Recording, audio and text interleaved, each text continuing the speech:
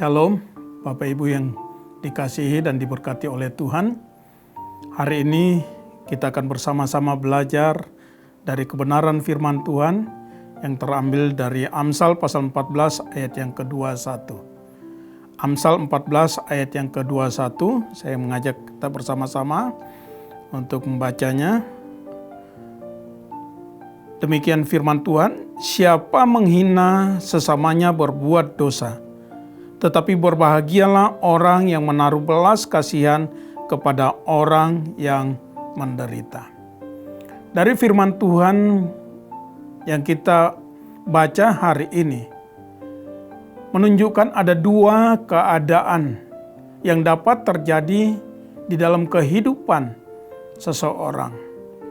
Keadaan tersebut adalah yang pertama, keadaan yang berdosa. Yang kedua, keadaan yang berbahagia. Nah, keadaan tersebut ditentukan melalui sikap atau perbuatan dari orang tersebut. Keadaan yang berdosa dapat terjadi apabila seseorang dikatakan siapa menghina sesamanya berbuat dosa. Seseorang dapat berdosa apabila menghina sesamanya. Seringkali tanpa sadar, orang mengucapkan perkataan-perkataan yang dengan demikian dapat menghina orang lain.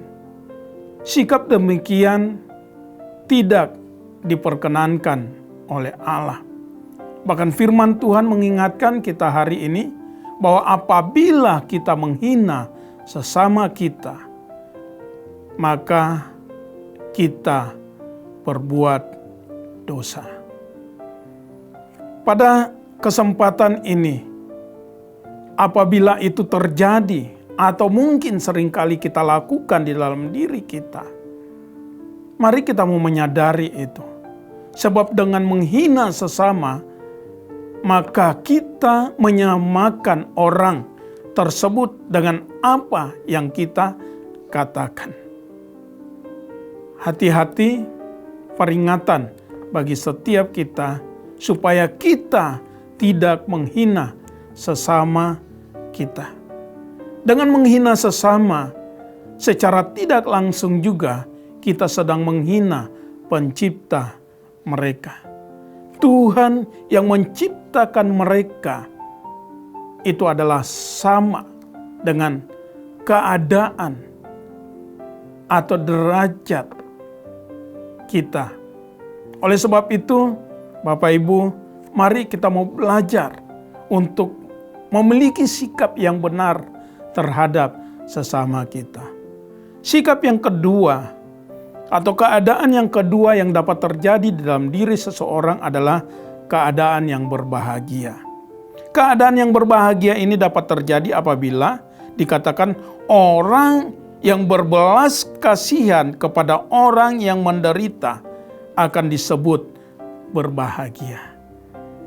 Kalau kita memiliki sikap yang menaruh belas kasihan kita kepada orang lain, hal yang sebaliknya yang dapat kita lakukan adalah kita melihat orang tersebut sebagai orang yang membutuhkan anugerah Tuhan, membutuhkan belas kasihan Tuhan di dalam kehidupan mereka.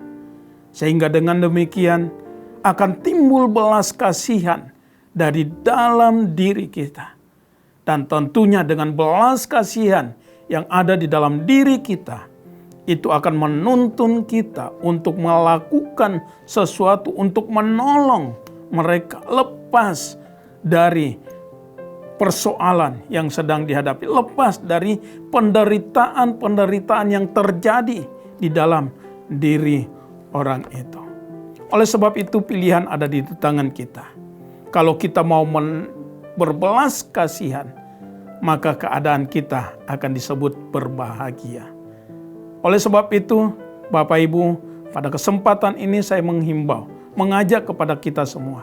Mari kita mau menaruh belas kasihan kita kepada sesama kita, kepada orang-orang yang membutuhkan pertolongan, yang mengalami keadaan yang menderita di dalam kehidupan mereka.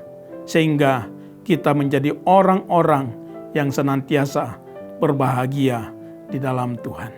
Tuhan Yesus memberkati kita semua. Amin.